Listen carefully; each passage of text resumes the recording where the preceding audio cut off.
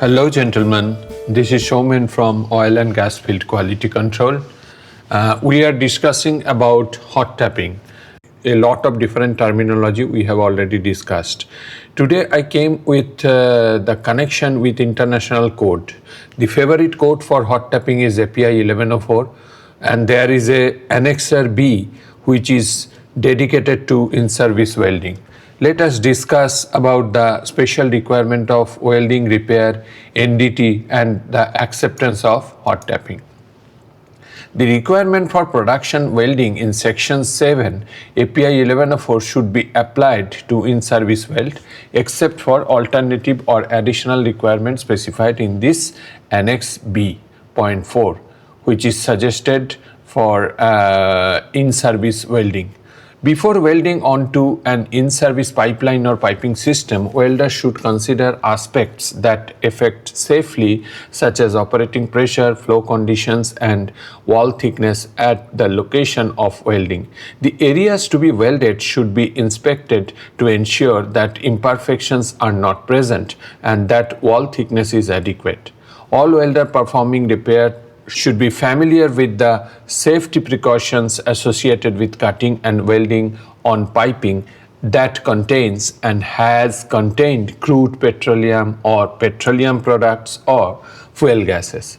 The additional guidance we can refer API 2201. These are recommended practice. The hot tap procedure is performed to provide a branch connection or in preparation for both temporary and permanent line stop and bypass operation.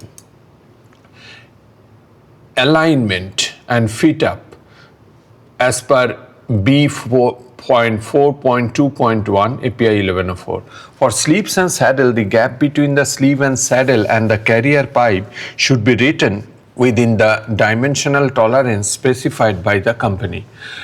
Clamping devices should be used to obtain proper fit up. The root opening, that means the space between the abutting ends, shall be sufficient to enable full penetration of root bead. The joint should be fitted with a mild steel backup strip or suitable tape to prevent penetration of the weld into the carrier pipe. Penetration of the longitudinal groove seam weld into the carrier pipe is undesirable since any crack that might develop is exposed to the hoop stress in the carrier pipe. When weld metal does not penetrate into the carrier pipe, the longitudinal groove seam weld is not an in-service weld. Welding sequence and the direction.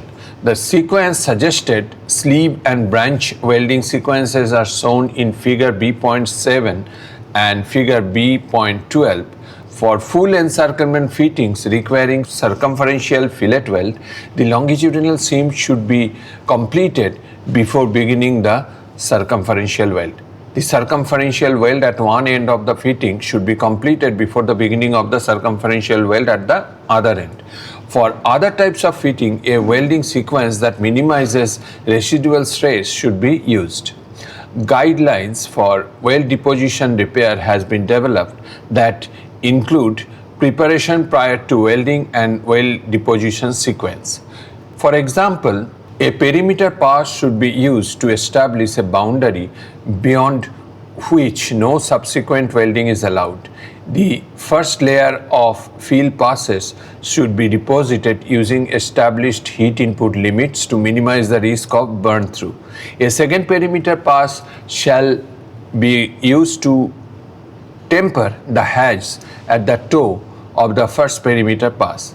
Higher heat input fill passes should be used for the subsequent layers to further temper the initial passes. Again, observing established heat input limits if necessary.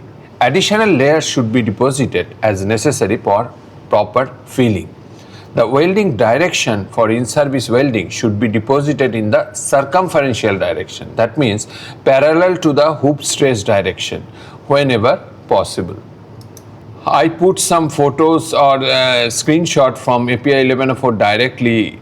These are all approved. So if you use these fit ups, international code will support this. It can be directly used in the site. Now, inspection and testing of the in-service weld. The requirement for inspection and testing in Section 8 of API 1104 should be applied to in-service weld, except for the alternative or additional requirements specified in the Annex B. Since in-service welding may be particularly susceptible to underbid or delayed hydrogen cracking, an inspection method that is capable of detecting this crack, particularly at the carrier pipe weld toe, should be used. Magnetic particle testing, ultrasonic testing, or a combination of both using properly developed, qualified and approved procedure have been shown to be effective at detecting hydrogen cracks at the toe of sleeve, saddle and branch to carrier pipe weld. Ultrasonic testing and radiographic testing, or a combination of both, are effective for volumetric inspection for weld deposition and repairs. When determining appropriate delay times prior to inspection for hydrogen cracking, the time-dependent nature of cracking should be considered. That means delayed NDT, as well as the probability of the weld or cracking. Longer delay time decrease the chance that the cracking can occur after inspection has been completed. The probability of cracking and thus the importance of determining an appropriate delay time can be minimized by using more conservative welding procedures. Now finally, B.6 Standards and Acceptability. NDT, including visual, the standards of acceptability in Section 9 for imperfection located by NDT should be applied to in-service weld as well. For weld deposition repair, the weld length is defined as the maximum weld length in the direction in which the wall loss is oriented. So that's all for the requirement of in-service welding mentioned in Annex B for API 1104 in connection with the hot tap.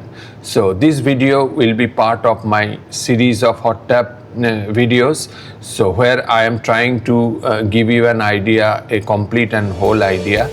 One video is remaining, I need to put it for you, that is the welding procedure qualification for hot tap. If you are getting interest and learning something from my videos, please do not forget to hit the like button, share my channel to your friend, and please do not forget to subscribe my channel. This is Showman signing off for today. Thank you.